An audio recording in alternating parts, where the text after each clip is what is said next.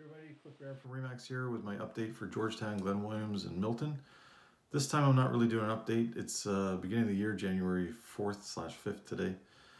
2021. Happy New Year, everybody. Happy New Year, everybody.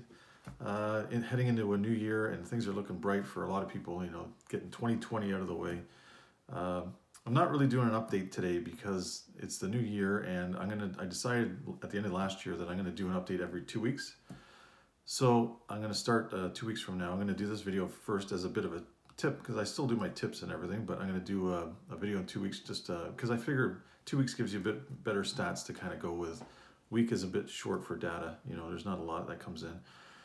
But anyways, I thought I'd do a tip to start off the new year, and it's about doing home improvements before selling. Is it worth it? Do you get the money out of it? That's the question. So a couple of examples here. Let's see. I've had a few clients ask me lately. I had a client recently ask me if they should do renovations on their home, about $100,000 worth of renovations, and I said, well, let me take a look at your house first. So I took a look, and then I gave him my opinion, but I'll get to that in a sec. And then I had another client who asked for an evaluation in Milton. I did an evaluation, and it just so happens that the house next door sold, and it was interesting. He told me his house didn't have any upgrades at all, so it was interesting. The house next door sold, but what happened was they sold 3 months ago. The deal fell through. They took it off the market. Well, they didn't take it off the market. The deal fell through. The buyers or the sellers decided to renovate the home. They put in a new kitchen. They put about $30,000 worth of renovations into the home, and they sold it 3 months later for $30,000 more.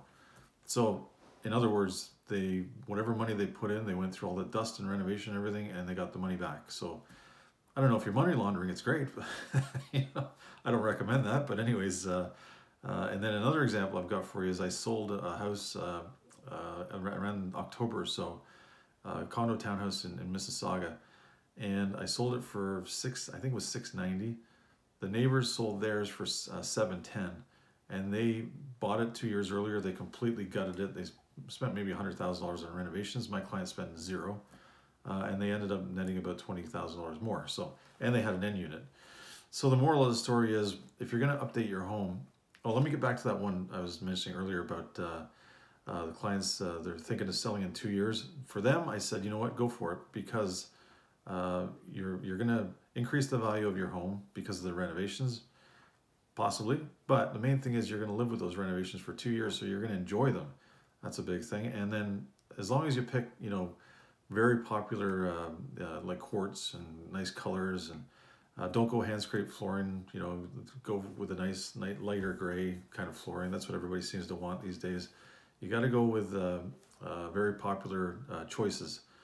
But if you're thinking of renovating a house and then selling it in 3 months and making $100,000 more, like they show on TV and all those TV shows, which are based in the States, most of them. So it doesn't really happen up here. You're barking up the wrong tree. What you're going to do is you're going to sell faster. You're going to appeal to more people. You'll sell faster. You'll sell for more, but you'll end up basically recouping what you put in and maybe a little bit more. So if you're thinking of selling, here's my tips. If you're thinking of selling soon, first of all, look into paint, because it's cheap and it's quick. And then staging. You have to have your home staged. And then the third thing is have it absolutely spotless. That's it. You don't have to do a heck of a lot more, especially in a market where right now the demand way outpaces supply. So and like with every single house that I sell, I bring in my home stager, and she gives a lot of pointers about paint colors. That's get a professional eye on it for sure, and take advantage of that. Like, that's one of the services I offer, and you should demand that from your agent too. But if you're not using me, why aren't you using me? That's the question of it, anyways. So hopefully this helps people out, and in 2 weeks I'll be back with my bi-weekly updates for Milton, Georgetown, and Glen Williams, and Happy New Year again, and I'll talk to you guys soon.